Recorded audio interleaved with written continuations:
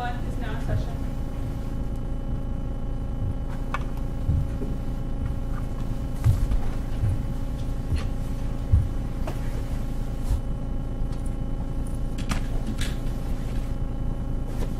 Please be seated.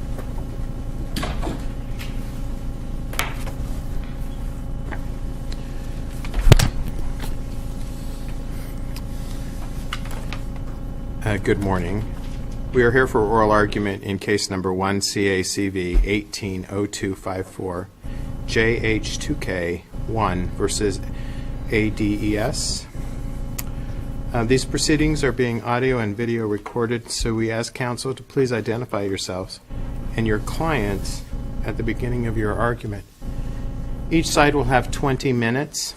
Appellant's counsel is responsible for watching the clock to reserve a portion of that time for rebuttal if desired. We have read the briefs. We have discussed this case in conference this morning, and counsel, you may proceed.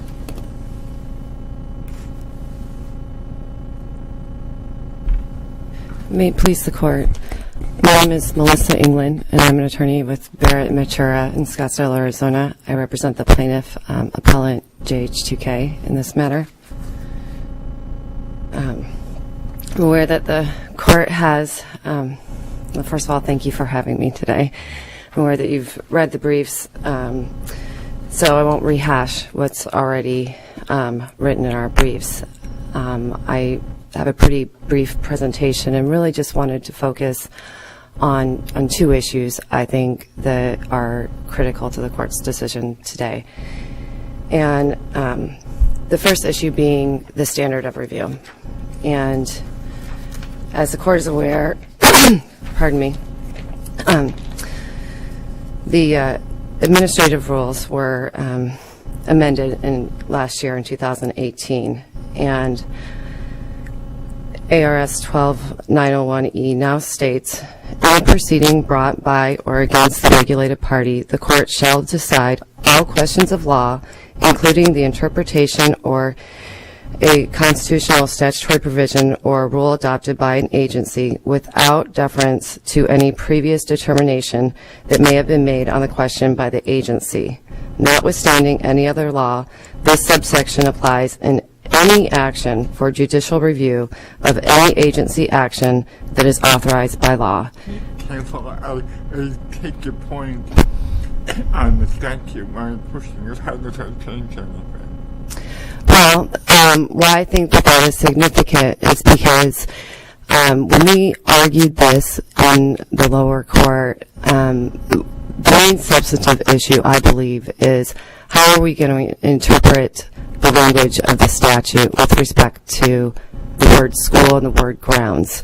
And when the Superior Court decided this issue, they acknowledged that maybe the language within the statute was ambiguous, but said even if the language is ambiguous, I have to defer to the department's interpretation of that statutory language and whether or not it's reasonable, and so accepted their determination without making an independent determination of what that statutory language means. Counsel, as I understand it,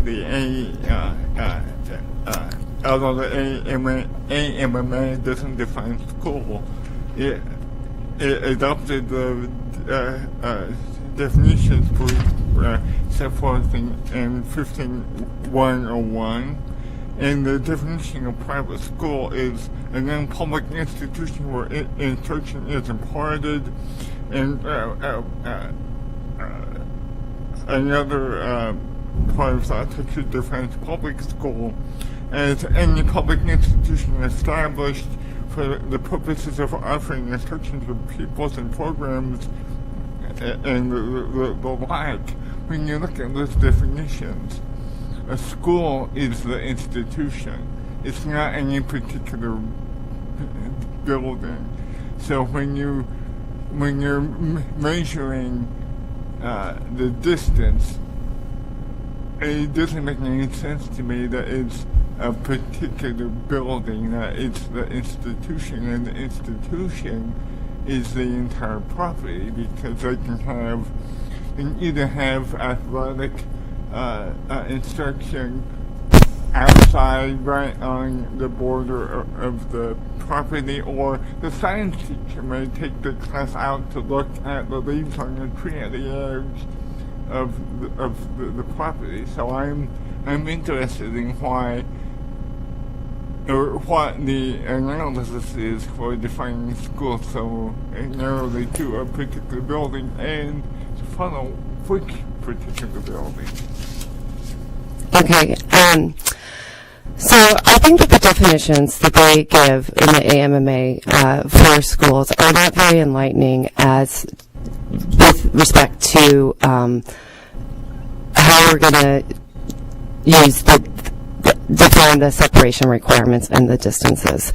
And that's because when you look at language specifically within the AMMA, there's other provisions that specifically enumerate the grounds of the school and specify that use of marijuana is prohibited on school grounds. And it seems to me that But those statutes have different purposes, because, as I understand it, the purpose of banning marijuana on the grounds, I mean, you have to say it that way. And the purpose of that statute is to prohibit the possession of marijuana on the ground in a certain perimeter outside of the ground. But when you're talking about a statute here, which is akin to a zoning statute, that's properly expressed in distances on or in. Well, I think if you look at some of the language in like similar statutes, say, for instance, ARS 4201, which restricts alcohol retailer licenses within 300 feet of a school building. I know we're very specific, a school building or a fenced recreational area adjacent to such school building. And when you compare that to the language in the AMMA, the AMMA, the use of just school, I don't think is clear. I mean, well, why should we read in those further restrictions? It seems to me that if they're being that specific in another statute, it's of no moment. You're still looking at this statute and the interpretation of this statute with the definitions that were given. Well, I think because school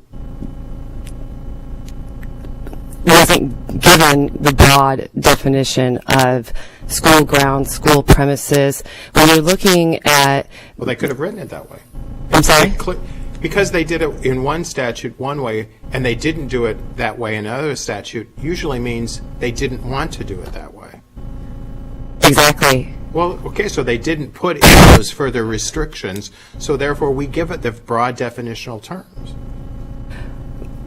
But in the same statute, you still have school, as I mentioned, like referring to grounds and premises and address, and specifically with respect to 362804B, when they're talking about the separation requirements, they refer to the physical address of the nonprofit medical marijuana dispensary and the physical address of one additional location, if any, where marijuana will be cultivated, neither of which may be 500 feet of a public or private school. So Pause there, and let's just go back to, in statutory interpretation, we're to apply the ordinary meaning to words that aren't defined. Agreed? yes. Okay. So let's talk about just general property kinds of issues here. If I say you own a house, what do you own? The dwelling, and you own the property that the dwelling is sitting on. Agreed? I agree with that. So when we say house, we don't really just mean the dwelling. We mean the dwelling plus the property. Unless you're talking about a manufactured house, and then you need additional language, don't you? Because is it affixed to the property? Are you renting the spot? What's going on with it? So that would require additional information. Would you agree? I would agree. Okay. This building is owned by the Supreme Court. Does this building, the Supreme Court building, include the parking lot? I'm not sure if it does or not. If we went to sell this building, which they have sold government buildings, but if we went to sell this building, would you sell the parking lot with the building? I'm sorry, but I don't know if the parking lot is owned by both or not. Like, Does that make a difference? If the parking lot is separately owned by an independent company, then no, you wouldn't sell the parking lot. You'd only sell the building that you own. Okay. This building sits on a parking garage. Do you think that's Oh, included okay. as well? All right. Is that No, there are multiple parking okay? places. All right. But you're saying it comes down to ownership about whether or not I can convey the parking lot if I'm selling this building. When we look at a school, the school owns the entire premise, do they not? Yes, I believe they do. Okay.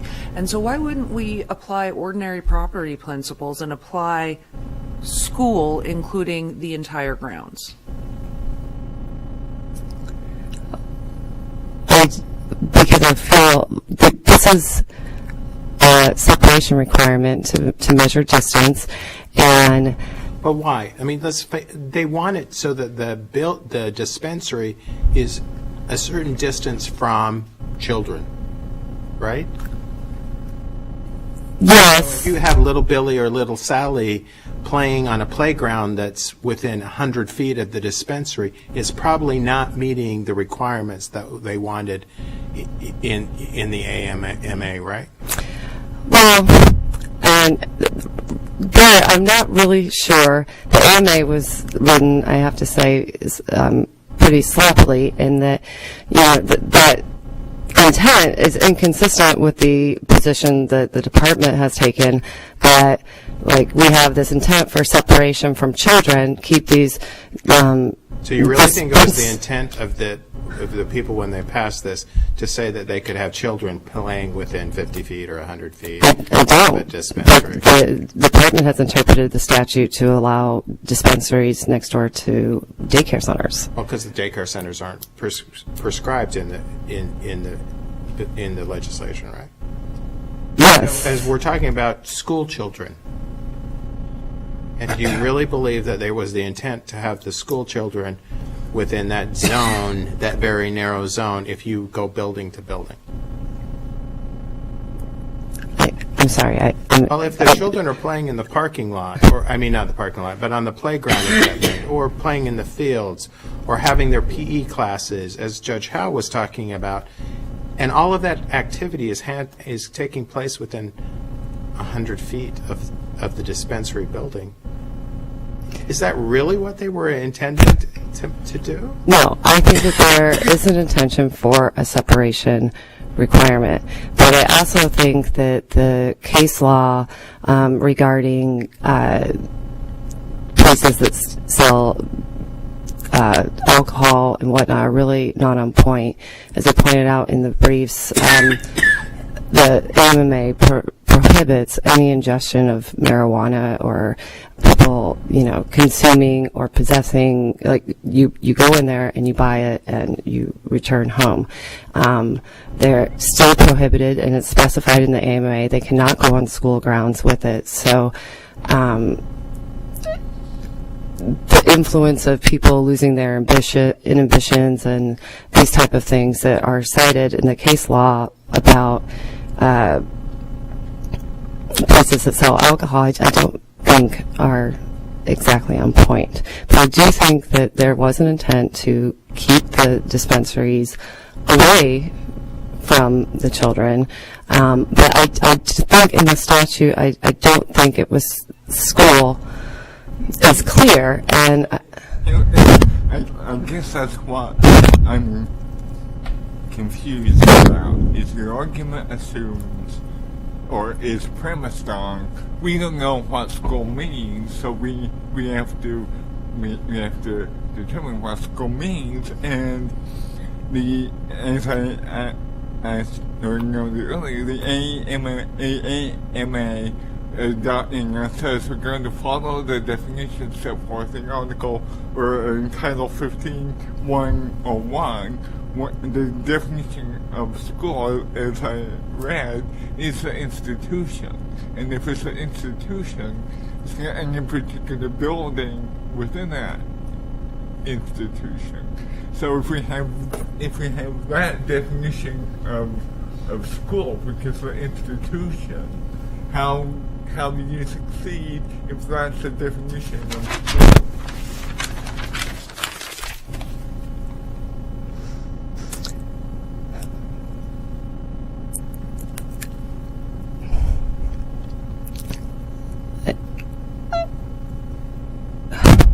I'm not really sure how to answer that, I'll be honest.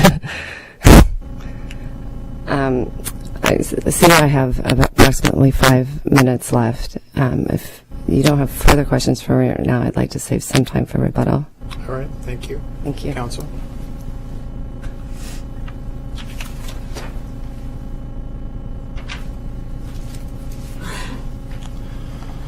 Thank you. Good morning. I am Gregory Falls with the law firm of Sherman and Howard, and my client here today is the Arizona Department of Health Services. There was a statement by JH2K in the reply memorandum on page 9 that I think focuses the relevant argument here. And that statement essentially was the statutory construction law that we know, and that is, if the language of a statute is clear and unambiguous and subject to only one reasonable meaning, courts must apply the statutory language without resorting to other means of statutory construction. We contend that the definitions at issue here are clear and unambiguous, and we don't need to get into secondary statutory construction to figure them out. As we argued in the brief, one of the primary reasons is Title 15, where the terms were, prior to AMA, they were defined by statute. The specific terms, public school, private school. Those words were used verbatim in AMA. Now, they were not defined in AMA, but it makes sense. Why define them if they're already defined by statute? Judge Howe, you read those definitions to counsel, and I won't repeat them, but I will point out two words that are important. Well, counsel, just to make sure and confirm, the regulations under the AMMA adopt those definitions for purposes of the AMMA, correct? That is correct, yes. The Department of Health Services was required, as many agencies are under the statutory scheme, to adopt regulations for a number of things and do it very quickly. They did so and filled in a lot of the areas, as agencies will, where clarification might be needed, but not to change anything that the voters adopted. So one of the things that they did was they said, by the way, if you want to know what is a public school, what's a private school, go look at the education code where it's defined. Yes. Two things are important. It's an institution where there is instruction. Those are the key words there. And the question is, what is the Emily Gray Junior High School here? It's an institution where instruction is imparted. Now, there's one thing that hasn't come up yet today that I think is also helpful, and that comes from JH2K's reply statement that the department's case law is unhelpful to the court's analysis. We don't agree with that. We did cite many cases from all over the place, probably too many, as I was reading the brief. Sorry for that, but there are two cases I want to point out that we did cite that are very important. One of them is that State v. Schoner case, which is an Arizona Court of Appeals decision from 1979. And I think it's important to look at that a little bit. Schoner, it was a criminal misdemeanor case. Schoner, the defendants were members of a fundamentalist church. They wanted to preach to students at the Flagstaff High School. They did that by camping out across the street from the Flagstaff High School, setting up some loudspeakers, and preaching to them. First Amendment, free speech, freedom of religion, right? What's wrong with that? Well, just like we learned long ago, you can't stand up in a movie theater and yell fire. There are problems with that. You also cannot preach free speech and religion across the street to a high school to the point that it disturbs the high school. And that's what they were convicted of, willfully disturbing a public school or a school meeting. Now, on appeal, as you would from a criminal conviction especially, you would argue that the statute is unconstitutionally vague. Their argument was it's vague because what is, for our context, what is a public school? And here is what they said. This court, 79. In both common and legal usage, both common and legal, the terms public school, and I'll skip over the school meeting part, which is not relevant here. Terms public school means institution consisting of buildings, grounds, and classrooms maintained by local governmental authorities for the use of all residents of a given town or district. They cited Webster's Dictionary, case from North Carolina, case from Utah. By employing terms easily apprehended by ordinary persons, the Arizona legislature narrowly and clearly limited the kind of place in which the prescribed conduct is prohibited. Ordinary persons understand what we mean when we say school. Let's pause there and let's go to the definition of institution, because we have this daycare argument, we have private schools defined, we have public school defined, and you just read case law that says maintained by local government entities for the benefit of the public. How are private schools included in that, if that is included in the definition of institution? And if private schools aren't included in there, then is your definition of institution correct? When I look at page 35 of your opening brief, you talk about a school is made of students and teachers. Okay, that's public and private. Buildings merely facilitate some but not all of the instruction, so we've got instruction. Physical education, students regularly congregate outside. But when we talk about institution, you've got this public-private distinction, and when we talked about private institutions, why doesn't that apply to a daycare center? Yeah, and that's a very good question, Your Honor, and I think I can explain that.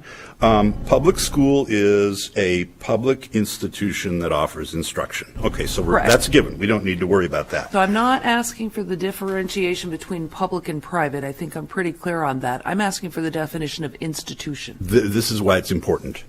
Private, I won't argue that there are not other institutions out there, including nonprofit organizations, what have you. Maybe preschools are institutions, I don't know. But that's not the argument. The argument is private school is actually a defined term, and it means a non-public institution where instruction is imparted, okay? So the key thing is not just that it's an institution, but that it is also a place where instruction is imparted. And now, you can make the argument that at a daycare center, instruction is also imparted, can you not? You could make that argument if the statutory scheme were not the way it is. And the way the statutory scheme is, if you look at our public education system, which includes the traditional public schools and charter schools, all students of a certain age are required to attend those schools. You must go to a public school or you're truant. There is an exception.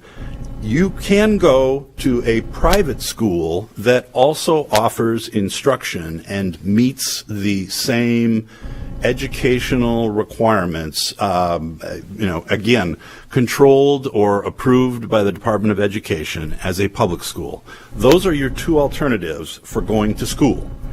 Separate and apart from that, not under the Department of Education, we have preschools. You could call them everything from babysitting facilities for newborns to children who are not yet ready to go to school. We call them preschools. They're not regulated by the Department of Education. They're not anything that constitutes a public school. They are also not something that constitutes a private school. They are separately preschools. And they were not included in the... And is that because instruction is not necessarily or required to be imparted? Correct. The instruction part is as important as the institution. Preschools were not included in the 500-foot limitation because the 500-foot limitation says you may not be within 500 feet of a public school or a private school. Now, we know that the authors of AMA had an understanding that there was also something called a preschool, because in the on the grounds statute that council cited in the brief, it says on the grounds of a preschool, and in this case they said primary or secondary school, but we know that they had some comprehension of the fact that there was something out there called a preschool. They did not include that within the 500-foot limitation, which is why the department does not prohibit dispensaries from being closer than 500 feet away from a preschool. And counsel, I appreciate your citation and your discussion of the case in 1979, but that relies on, the common understanding of the word school, which I agree supports your argument, but we don't really care at this point about what the common understanding is, because it's defined by statute and the regulations of the AMA. So this is the definition we use. So if the common definition happens to be different, I agree it's now, but if it happens to be different, it wouldn't matter. I agree with your point on that, Your Honor, and the reason that, and I also agree with your point that the statutory definition is more important than the common one, because we have a statutory definition, yes. The reason that I got into the common definition is if there is an argument that the statute is ambiguous, one of the things we would look at under secondary construction, which again we don't think is appropriate, but you would look at what does the statute mean to to people out there. And I think, Judge Campbell, you asked a question about a house and the court building, and I think if you just look at that, I think I have an example that is more direct to this case that reinforces that. And think about it. Someone asks you, where is your daughter today? And you say, she's at school, or she's in school. What do you mean by that? Well, if then they say, are you sure? It's time for recess, or don't they have soccer practice now? She's not at school, or she's not in school, is she? And you would say, well, yeah, of course she is. All of that happens at school.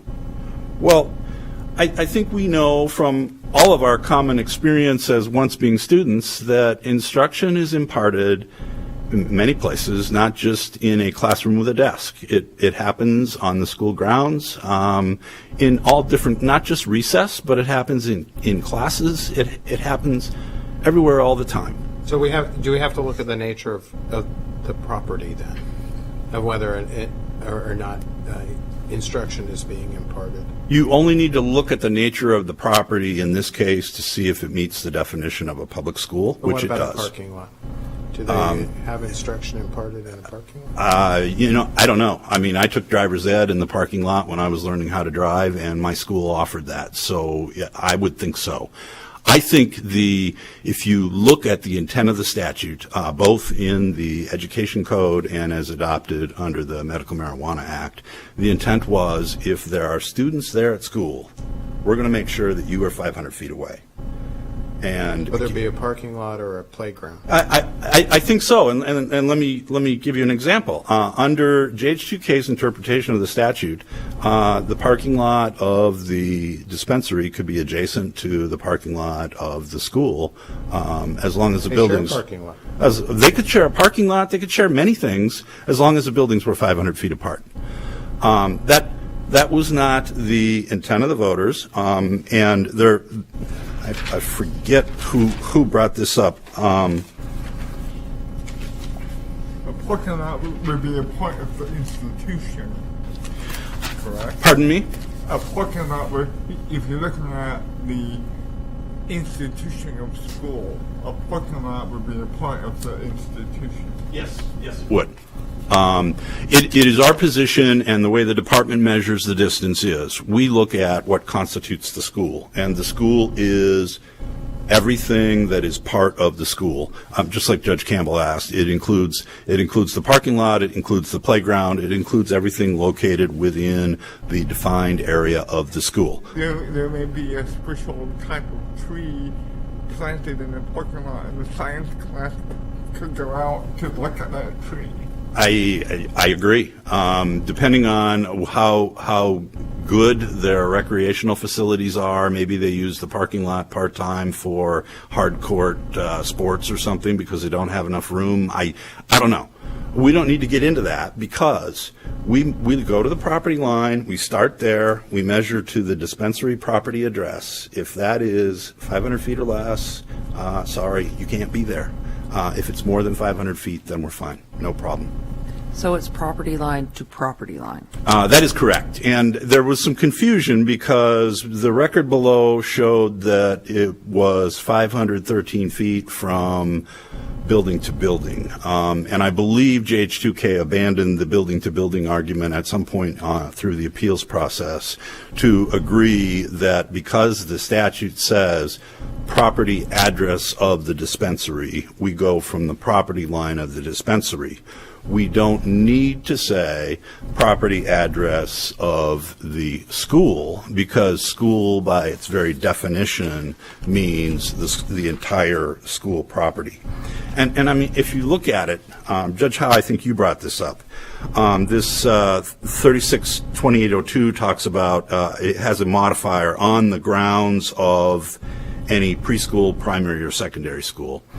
That's a statute that is very broad, and essentially what it says is AMA doesn't permit certain things, AMA doesn't prohibit certain things, and we just want to make it really clear. And in this context, what they said is AMA does not authorize possession or use of medical marijuana on the grounds of a preschool or primary or secondary school. Now read that without on the grounds of. AMA does not authorize possession or use of medical marijuana on any preschool or primary or secondary school, or in any preschool or primary or secondary school. What do we mean? That's confusing. You add on the grounds of, it makes sense. So someone drafting a statute that the common man will understand probably would put that in there. But read, dispensary may not be within 500 feet of a school. Period.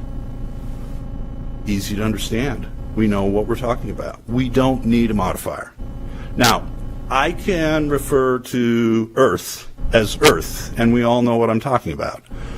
Or I can say Earth, third planet from the sun, with an atmosphere, where humans live, has water. Both ways I've defined Earth mean the same thing. That doesn't mean that just because I can define it with a whole bunch of extra words, just like some statutes define school with a whole bunch of extra words, that doesn't mean plain meaning of school, which we all know what it means, is wrong. It doesn't mean that it's something less. In fact, given the recognized definition in statute and case law that school means the whole thing, we submit that if you are trying to limit it to building, really you need to say in the statute, cannot be within 500 feet from a school building. Now, take that one step further. If the goal is to protect, and I think, Judge McMurdy, you're the one that was asking about protecting students. This was something that, and we cited this on page 23 of our brief, they admitted below that the goal of AMA is to protect students. The goal is to protect students, and you're limiting it to the school building. Which one? Administration building? Classroom building? What if the classroom building has a administration on one side? Do we now get into measuring where we go into the middle of the building? That is an unworkable, clearly bizarre statutory interpretation. The simple, easy interpretation is school means school. Now, we explained in our brief why, if the court finds that the measuring point is something other than what was used here, the appropriate relief is not to order that they be granted a certificate. It's to send it back down for further processing consistent with the scheme. There was an issue that I want to expand on just a little bit more, and that is the record here showed that the measurement that was 513.75 feet was building to building. I think it was undisputed that property line to property line, well, we offered that evidence was 425 feet. If the decision of the court is something other than those two measuring points, I don't know that the record establishes what the distance is from the dispensary property address to whatever the measuring point is on the school ground. So that's another reason, if you do not agree with us, that there would need to be further processing of the application. Unless the court has questions for me, that's all I have. All right, thank you very much. Thank you.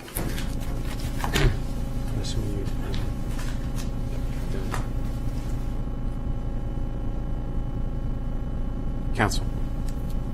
Thank you, Your Honor.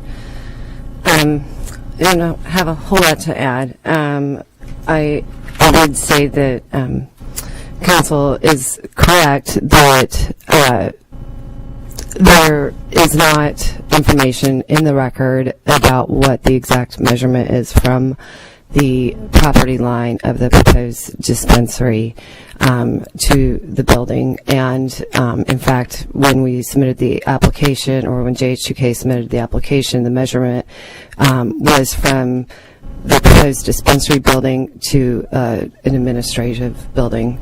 So he is correct that we would have to go back and submit that information in the record. But I would submit that if, in fact, JH2K did comply with the statute as read by the Court of Appeals as to what the meaning of school is, once that measurement is taken, that the AMA does direct within 90 days that it should be given a certificate. And I believe that Let me ask you a quick question. What we heard from Mr. Falls was if you measure property line to property line, it's 425 feet, and that is in the record at this point in time. If you measure from building to building, that's a different measurement, and that was 500 and change. that was building to the administrative building. It was an administrative building, and then the actual junior high school where the children go to school is actually further behind that administrative building, behind another fence. Okay, but that's more than 500. Yeah, so it would be more than 500 feet to the administrative building, and then it would be even farther into the school building. But you agree it's 425 feet property line to property line? I didn't look at that last night, but I don't dispute it, and I'm sure that that's correct. Thanks for the clarification. Counsel, if there's some disruption in the building where actual classroom instruction occurs, and they have to move students to teach them into the administrative building, then you are too close, correct? No, the administrative building is 513 feet. So that's well, that's what we don't know the property line to the building. So because the measurement was from the proposed building to the administrative building. So we just don't know what that measurement is.